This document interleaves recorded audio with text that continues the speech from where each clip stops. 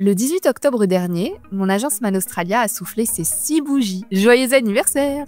Et franchement, en regardant en arrière, je me suis dit « Waouh !» En 6 ans, j'ai eu l'impression de vivre 15 vies différentes, quoi. J'ai créé cette boîte en 2019 en revenant d'Australie, toute seule, avec juste une idée et beaucoup d'envie. J'ai participé à des gros salons, j'ai eu des partenariats qui font rêver, mais bon, j'ai aussi connu des pertes financières qui font flipper, du recrutement compliqué et la gestion de clients, pas toujours facile. Bref, tu me diras, le vrai roller coaster de l'entrepreneuriat. Et pourtant, 6 ans plus tard, je suis toujours là, avec plus d'expérience, mais aussi avec plus de clarté sur ce que je veux construire. Alors aujourd'hui, pour marquer cet anniversaire, j'ai envie de partager avec vous mon plus gros apprentissage de ces 6 années. Que tu sois expat, de retour en France, futur entrepreneur ou juste curieux de connaître les coulisses, je suis sûre que tu vas pouvoir te reconnaître dans ce que je vais te raconter aujourd'hui. Reste bien jusqu'à la fin de l'épisode parce que je pense que tu t'attends absolument pas à ce que je considère comme étant mon plus gros apprentissage. Bonne écoute! Si tu t'es déjà retrouvé à débattre avec ton partenaire dans la cuisine sur des sujets qui n'ont absolument rien à voir avec la vaisselle, ou si parfois dans la vie tu te dis « c'est le bordel, mais je me comprends », alors bienvenue dans Bordel organisé.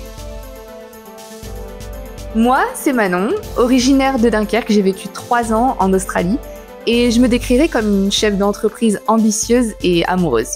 De mon chien, de ma famille, de mon chéri, bref, de la vie quoi. Et je te jure, j'ai pas de préférence. Quoique, je te laisserai en juger. Ce podcast, c'est pas juste mon histoire, c'est la tienne aussi. Si tu as déjà douté, galéré, rêvé plus grand ou eu envie de tout plaquer sur un coup de tête, tu es au bon endroit.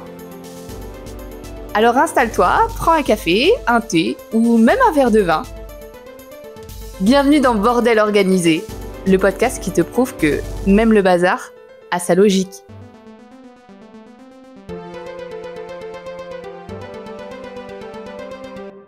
Waouh!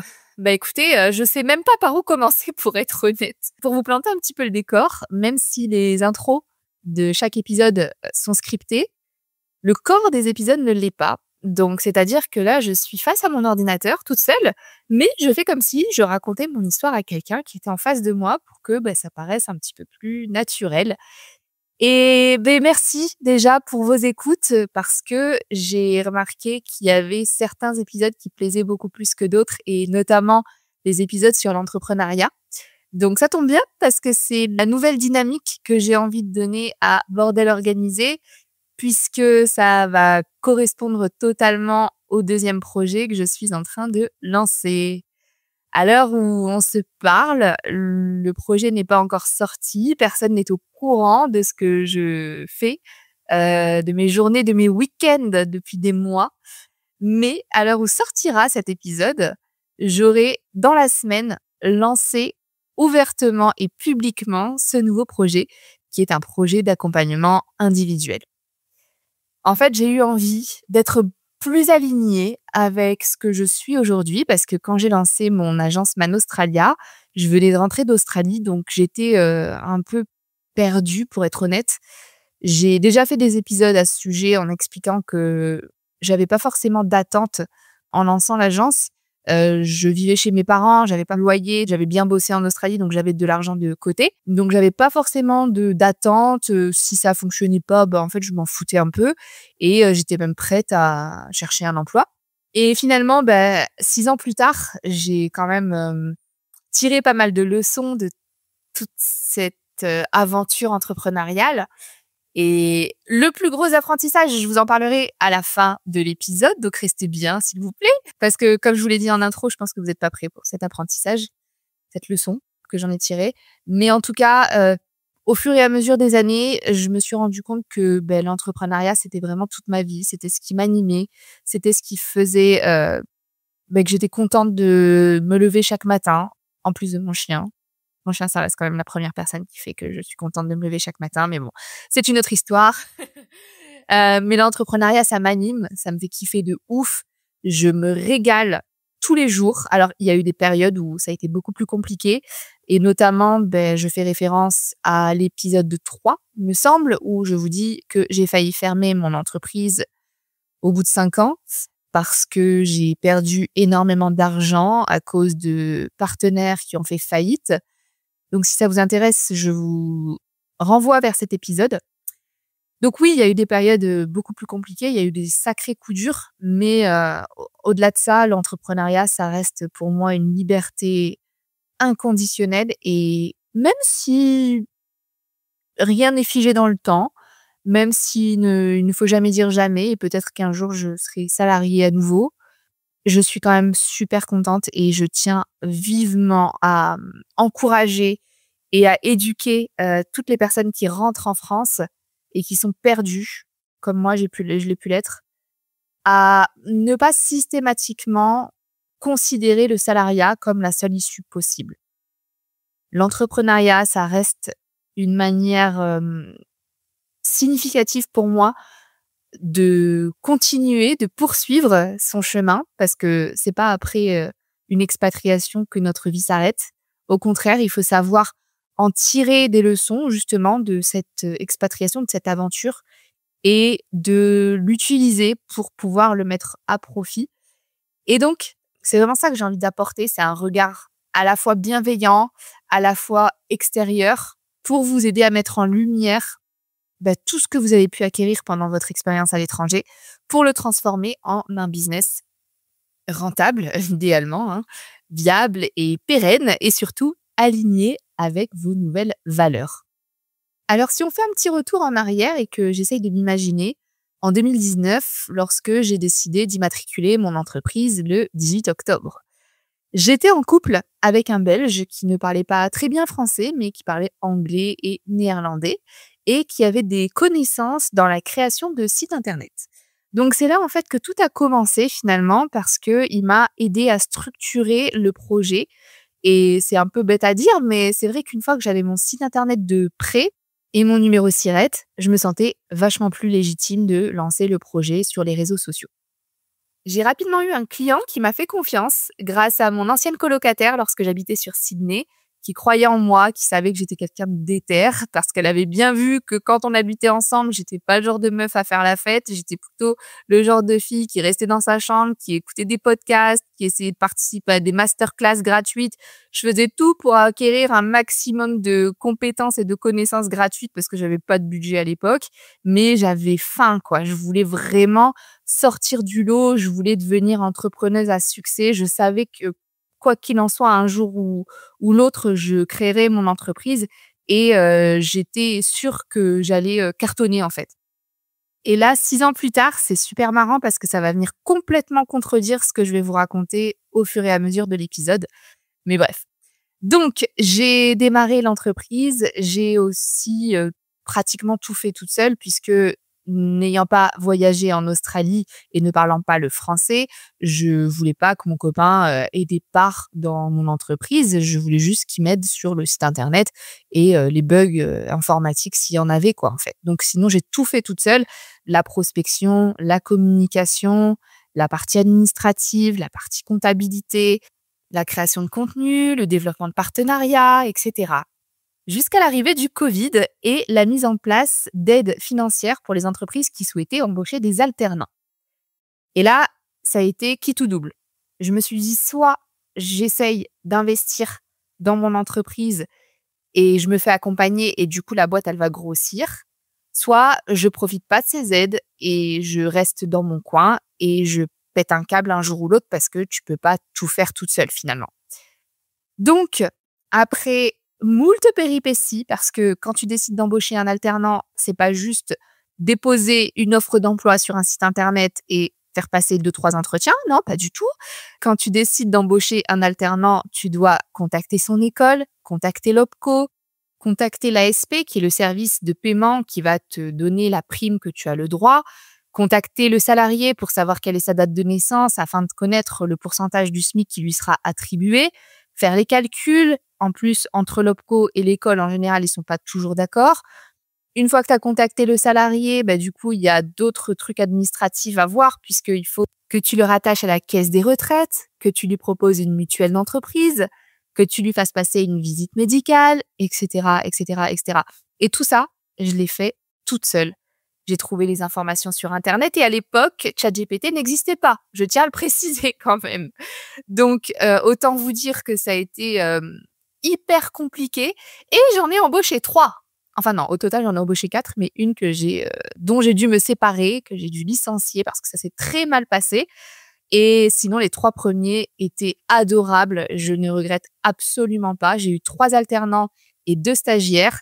Donc voilà, si vous écoutez cet épisode, je vous fais plein de gros bisous et je vous remercierai jamais assez de tout ce que vous avez pu m'apporter parce que au-delà d'un échange entre un chef d'entreprise et un jeune, c'est aussi des jeunes qui vous apportent des compétences. Bon, même si on avait plus ou moins le même âge, c'était hyper enrichissant et moi, ça me motivait de ouf. De me lever encore une fois chaque matin, de les voir. Alors pas tous les jours parce que quand tu es en alternance, c'est que tu es en partie à l'école et en partie, en entreprise. Mais j'ai quand même, démarré avec Chloé, qui venait chez moi parce qu'à l'époque je n'avais pas de bureau, qui venait chez moi, on travaillait dans la chambre de mon petit frère et j'ai toujours eu mes parents derrière moi parce que, bah, je vivais chez mes parents en plus. Donc, fallait bien que ma mère et mon père acceptent que je fasse venir quelqu'un, chez eux aussi et surtout chez eux d'ailleurs. Je sais que mon père a toujours cru en moi, il m'a toujours dit: «Mais regarde comment Mark Zuckerberg a démarré et maintenant il est milliardaire.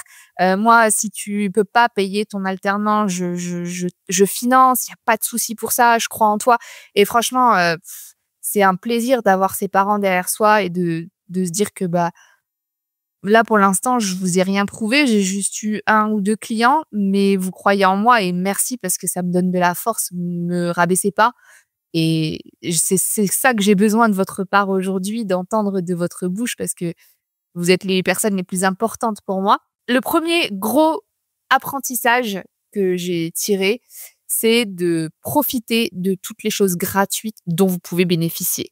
Si vous pouvez participer à des masterclass gratuites, faites-le, inscrivez-vous.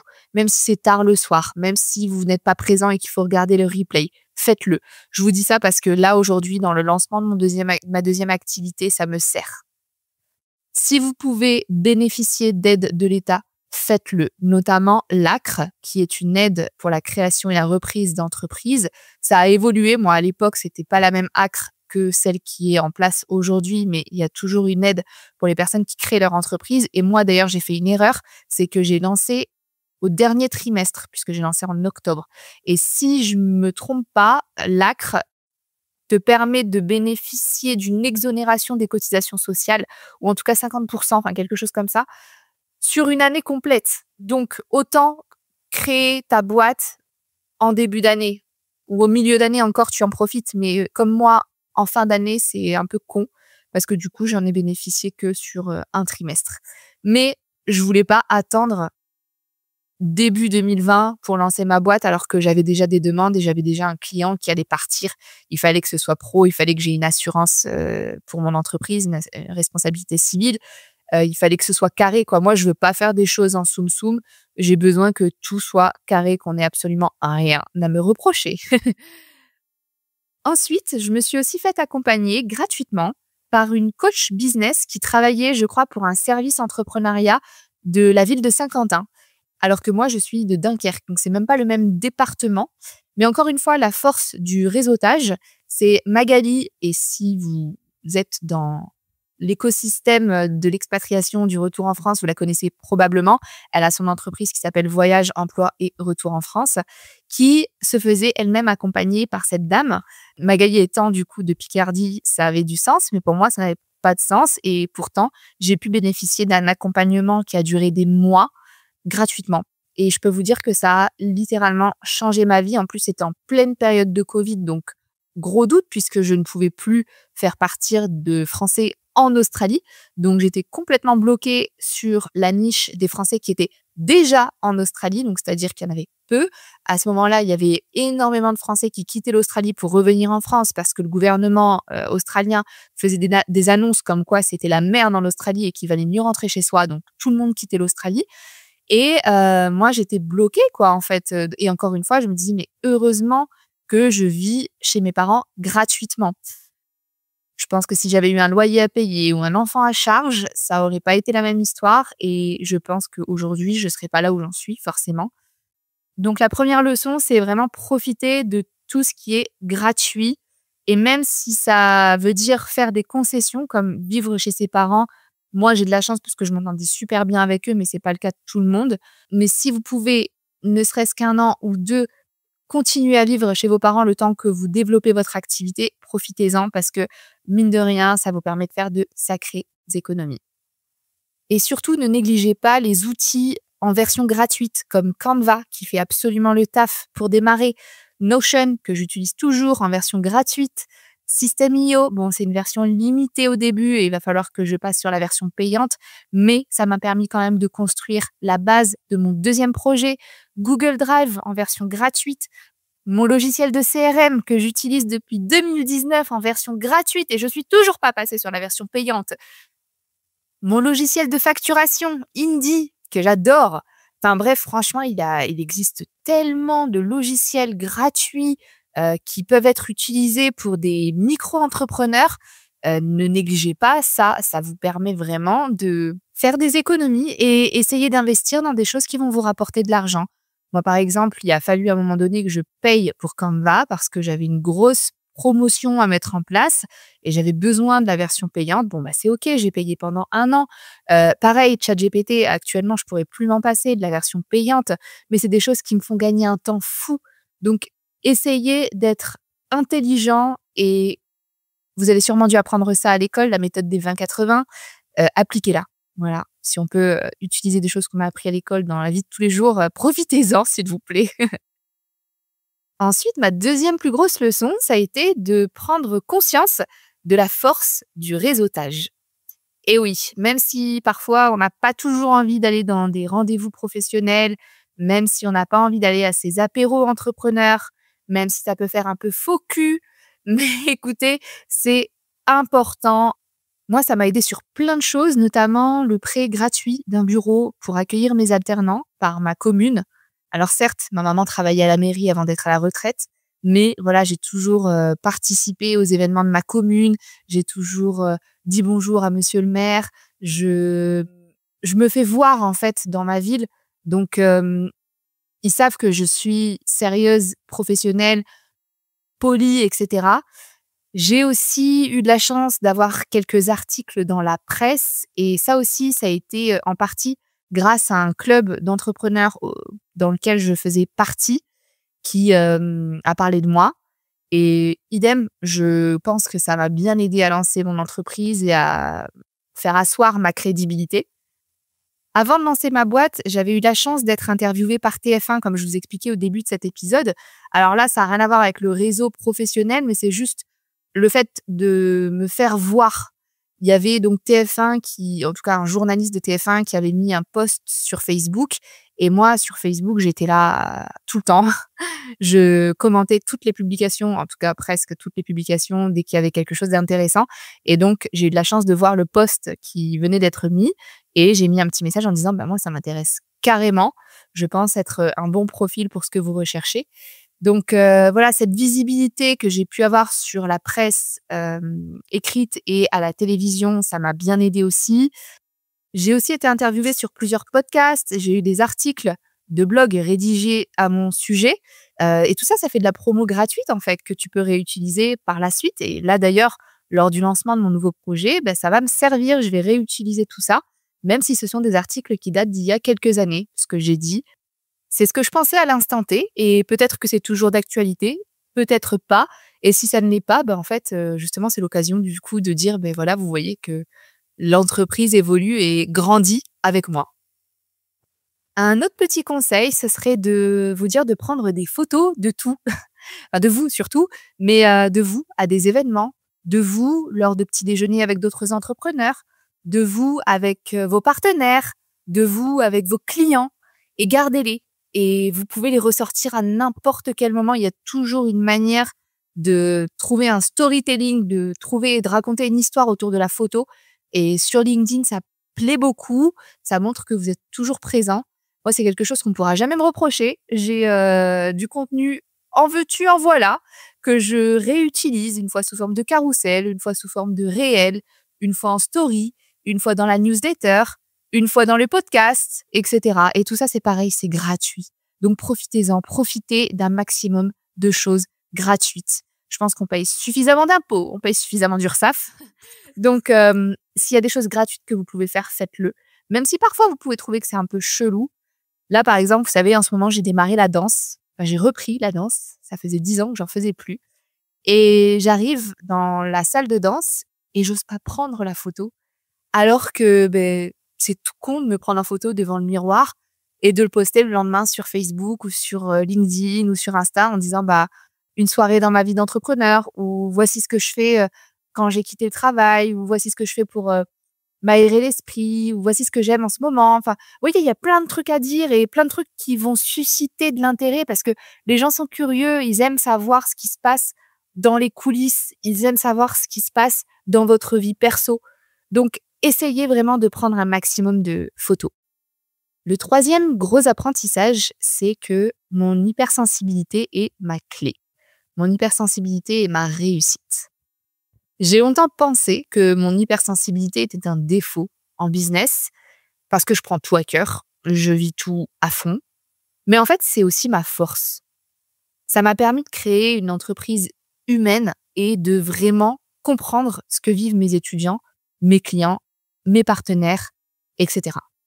Je sais qu'il est là, en fait, mon avantage concurrentiel. Je sais qu'elle est là, ma force. Je sais que c'est ça qui me différencie de mes concurrents, des autres grosses agences qui existent. Et je vous dis ça pourquoi? Parce qu'en fait, en 2023, j'ai décidé de mettre en place des frais d'agence. Je suis la seule agence française, en tout cas, qui applique des frais d'agence. Et quand j'ai décidé de mettre ça en place, je me suis dit, c'est qui tout double encore une fois. Soit les gens se disent, mais pour qui tu te prends, toi, toute seule, dans ton bureau, là, dans le nord de la France, avec 3-4 alternants, à vouloir appliquer des frais d'agence, alors qu'il y a des grosses agences qui existent depuis des années et qui n'en appliquent pas. Et je me suis dit, c'est pas grave, de toute façon, en vrai, si je veux avoir une entreprise rentable et si je veux me dégager un salaire, j'ai pas le choix. Parce que c'est pas avec le peu de commissions que les écoles me rémunèrent que je vais pouvoir payer mes salariés, payer mes logiciels, me payer moi-même, réinvestir dans mon entreprise, etc. Donc, j'avais pas le choix. Et en plus, je savais que je fournissais un service 5 étoiles. J'ai travaillé pour une autre agence quand j'étais en Australie et j'ai bien vu que quand tu as tellement d'étudiants, tu peux plus, en fait, c'est normal, c'est humain. Tu peux plus prendre autant à cœur le projet d'un étudiant alors que tu en as 50 à traiter dans la semaine. Moi, non, je suis une petite agence et de toute façon, vu que je travaille seule, je peux même pas prendre 50 étudiants dans la semaine. J'y arriverai pas. Donc, je connais par cœur les projets de chaque personne qui me contacte. Je connais le nom de leurs parents. Je connais parfois même des trucs hyper personnels. On me confesse des trucs de ouf quand même, hein. Donc, voilà. Et je pense que c'est parce que les gens ressentent que je suis vraiment pleinement investie et que ce qu'ils me racontent me touche et me concerne comme si c'était mon projet. En fait, je suis en train d'organiser ton séjour linguistique, mais mon séjour à moi avait changé ma vie, a changé ma vie.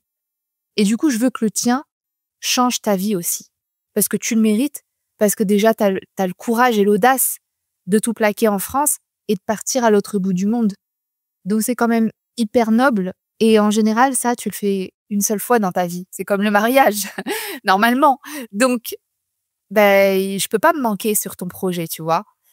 Voilà. Et je pense que ça, cette hypersensibilité, ça se ressent. Je dirais aussi le fait que je compte pas tellement mes heures. Clairement, moi, j'ai qu'un seul téléphone portable.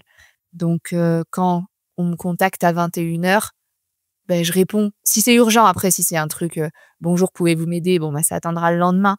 Mais si c'est urgent, je réponds. Le week-end, je réponds.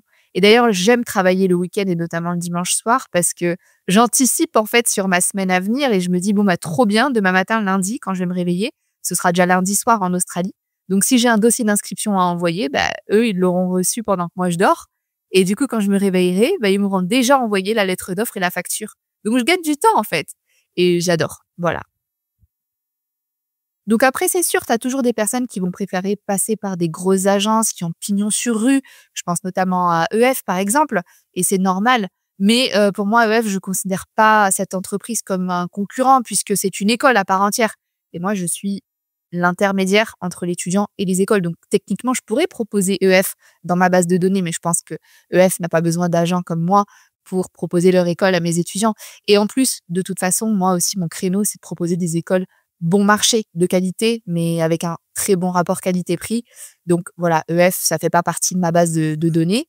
Et on me parle souvent d'EF aussi parce qu'ils prennent le compte CPF. Et je sais que ça aussi, c'est des critères qui sont assez privilégiés par certaines personnes qui me contactent. Mais du coup, c'est OK. Moi, je peux pas vous aider parce que les entreprises avec lesquelles je travaille, ce sont des entreprises australiennes. Donc l'Australie ne fait pas partie de ce système en fait de compte CPF. Mais en fait, quand tu l'expliques simplement à ton étudiant, ben, il comprend. Et je pense que j'arrive aussi, à travers mes réseaux sociaux, à véhiculer un message, en fait, à être naturelle, voilà, tout simplement. Je me retrouve beaucoup plus d'ailleurs dans mon contenu aujourd'hui qu'avant. Au début, j'étais plutôt en mode: «OK, il faut que je fasse grossir la boîte, il faut que je sois une entreprise, comment dire? Une grosse marque, en fait». Mais après, j'ai vite compris que ce que les gens recherchaient dans mon contenu, c'était plutôt les coulisses, en fait. Ma personnalité, ma vie privée, et cetera. Et je me suis dit au bout d'un moment, bah, faut arrêter d'aller à l'encontre de ce que les gens recherchent, tout simplement. D'où aussi la création de ce podcast, hein. Et depuis que je suis plus alignée avec ça, bah, je me rends compte que je fais tellement plus de vues. Alors après, je ne cours pas, après les vues parce que si c'est pour faire 10 000 vues et avoir 0 client, ça m'intéresse pas. Je me rends compte que ça marche beaucoup mieux, que les gens interagissent beaucoup plus avec mon contenu. Tout ça pourquoi? Bah, parce que je suis authentique et parce que je suis naturelle. En tout cas, j'essaye de l'être le plus possible.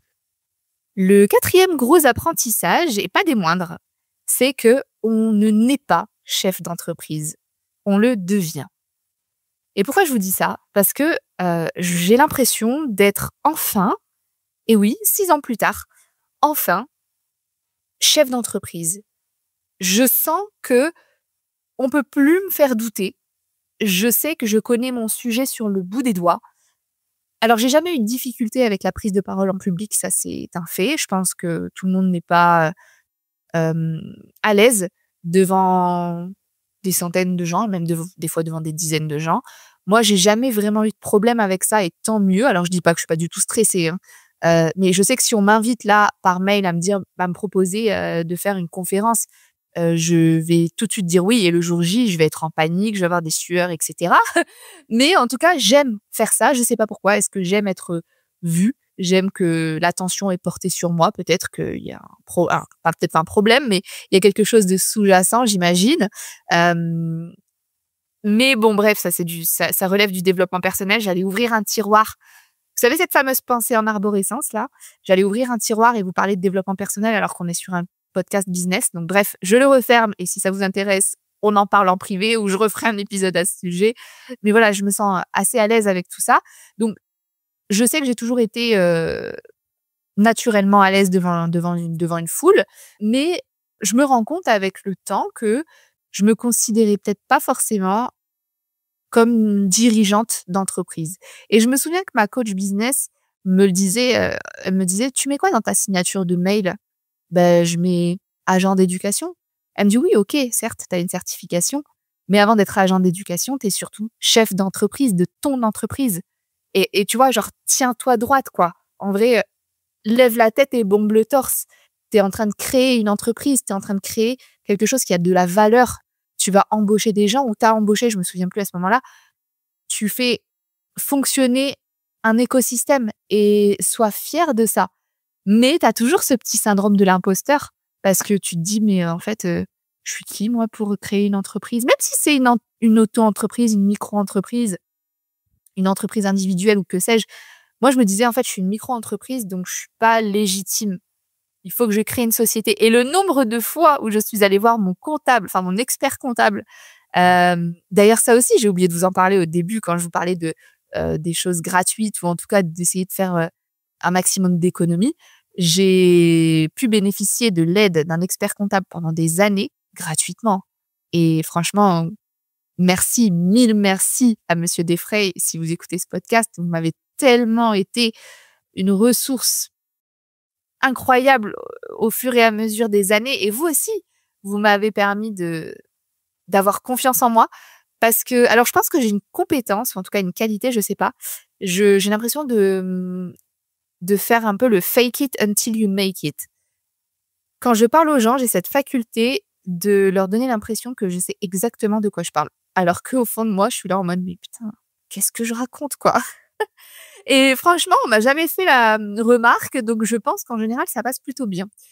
Bref, quand je vous dis qu'on le devient, c'est parce que je me suis faite avoir plusieurs fois et la première qui me vient en tête, c'est lorsque j'ai décidé de collaborer avec une autre agence qui est concurrente à la mienne, et qui a, je pense, profité de ma naïveté, hein, clairement. De toute façon, ça, c'est quelque chose que ma mère m'a toujours dit: «Tu es naïve, Manon, et un jour ça te, jouera des tours». Voilà, donc ça m'a joué des tours, en 2019-2020, puisque j'ai, en fait, signé quelque chose que je n'aurais absolument jamais dû signer, qui, m'a bloquée dans le développement de mon entreprise, puisque, en fait, j'étais pieds et mains liés à une, agence concurrente et que je dépendais, essentiellement de eux pour, communiquer sur mes réseaux, pour, envoyer des étudiants. Enfin, en gros, j'avais pas de contrat direct avec des écoles, je passais par eux, et donc forcément, bah, la commission que je touchais, elle était moindre, quoi.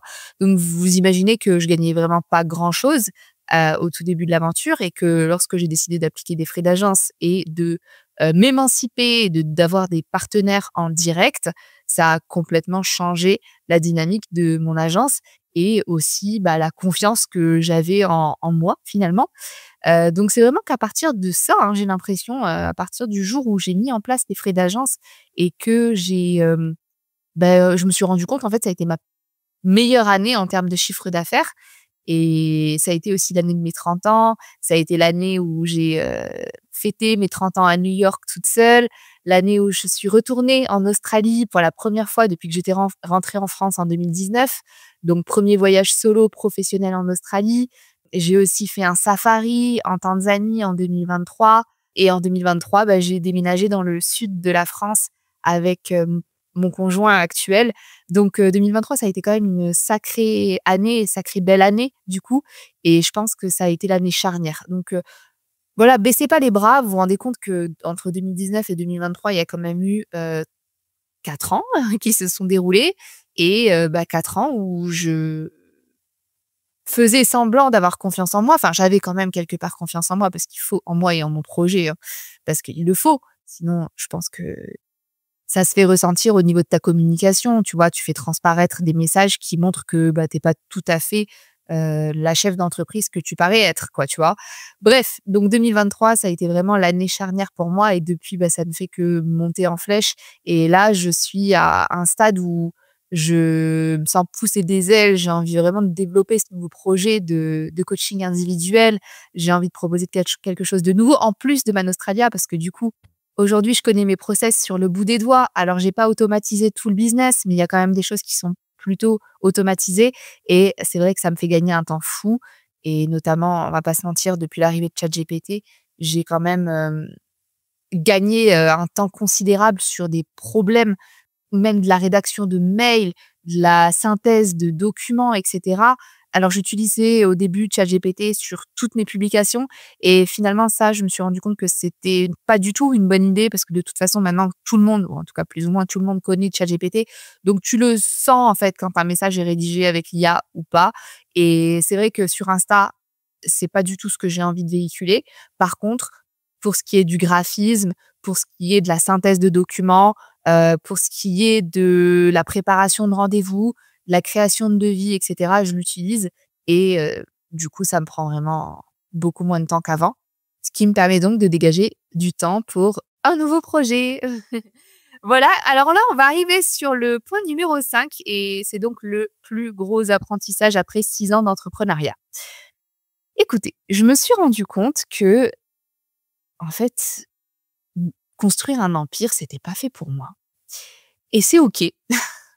On n'est pas tous, faits pour devenir, millionnaire, multimillionnaire, pour, gérer des startups, pour lancer, des nouveaux produits, pour faire de la recherche et du développement, et cetera, et cetera. En fait, moi, c'est pas ce que j'ai envie avec Manostralia, et c'est OK d'avoir une petite agence qui restera une petite agence pour toujours, je pense, parce que j'ai essayé. Au début, j'ai essayé de m'ouvrir à d'autres marchés. Quand je vous disais, j'étais en couple avec un Belge qui parlait le néerlandais, donc on a développé, Manostralia sur le marché néerlandophone.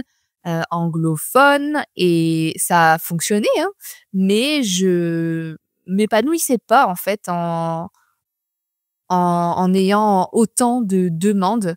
Je n'arrivais plus à gérer et je me suis rendu compte que j'avais pas forcément envie d'embaucher parce que, bah, gérer l'humain, c'est encore plus compliqué que gérer, une entreprise. Moi, ma santé mentale, ça passe avant tout. Je serai pas millionnaire, j'ai un salaire qui me permet de vivre décemment, je paye pas énormément d'impôts, je vis très bien et voilà. En fait, ça me convient et le jour où j'ai réalisé ça, je me suis dit: «Mais oui, en fait, c'est trop bien». Si tu te sens bien dans ta peau, si tu es contente de te lever chaque matin, si bon, tu génères, un petit salaire, mais que tu organises tes journées comme tu veux, tu vas au sport quand tu veux, tu peux sortir ton chien quand tu le souhaites, faire une pause quand tu le souhaites, rendre de compte à personne, bah, c'est encore mieux que si tu étais, cadre supérieur ou directeur, financier, enfin en tout cas directrice pour ma part, et cetera et cetera. Donc de toute façon, j'ai beaucoup de mal à, déléguer. J'ai bien vu, dans mes expériences passées que j'étais un peu contrôle fric, que j'ai du mal à, faire confiance aux autres, que je me rends compte enfin, en tout cas, j'ai l'impression que le travail est toujours moins bien fait que si c'était fait par moi et du coup, je repasse derrière. Donc je suis vraiment pas une bonne manageuse. Du coup, bah, là, j'ai trouvé mon rythme. Je fais appel à des freelances de temps en temps, notamment là pour le montage de mes épisodes de podcast et je me dis: «Bah, voilà, je préfère déléguer ce truc-là que je maîtrise absolument pas, mais avant de le déléguer, il m'a fallu quand même me former parce que c'était hors de question pour moi de déléguer quelque chose sans connaître le fonctionnement d'un montage audio ou vidéo. Et ça, c'est encore un conseil que je veux vraiment vous donner, c'est que il faut absolument, si vous voulez réussir dans l'entrepreneuriat, il faut absolument qu'avant de déléguer, vous connaissiez votre entreprise sur le bout des doigts. Il faut pas être expert dans tout. De toute façon, on peut pas être expert dans tout. On peut pas être expert en Google Ads, on peut pas être expert en prospection, on peut pas être expert en closing, on peut pas être expert en comptabilité. Mais tu te dois de connaître un petit peu, ou en tout cas les grandes lignes de chaque sujet, de chaque pôle qui forme en fait ton entreprise. Et voilà, c'est vraiment le gros apprentissage de 2025. C'est que, bah, je monterai pas un empire avec Manostralia, j'en ferai pas une start-up, je vais pas développer des logiciels, je vais pas développer un SaaS, mais ça restera une petite agence avec des clients que j'affectionne particulièrement. D'ailleurs, je suis, trop contente parce qu'au moment où je vous parle, comme je vous disais tout à l'heure, je suis en face de mon ordinateur et du coup, je vois des mails arriver et là, je viens d'avoir un super avis sur Google de Flora, qui est mon étudiante, bah, que j'ai convertie cette semaine, voilà, pour qui je me suis, donnée à fond pour lui trouver un logement à partir du 4 octobre, c'est-à-dire dans 2 semaines, parce que nous sommes le 23 septembre à l'heure où j'enregistre cet épisode et qu'en général, quand un étudiant a besoin d'un logement, il faut que le paiement soit effectué et reçu au minimum 4 semaines avant son arrivée en Australie. Donc ça vous laisse, une idée un peu des délais, short que Flora m'a laissé, mais j'ai relevé le défi. Et voilà, et c'est ça qui me fait kiffer en fait, moi, j'ai rien besoin de plus. Je vous remercie pour votre attention. Si vous avez réussi à aller jusqu'au bout de cet épisode, mille merci. Je me régale dans ce podcast et j'espère que je vais bientôt me régaler avec mon nouveau projet, le coaching individuel. Je vous remercie, passez une bonne journée et à très bientôt.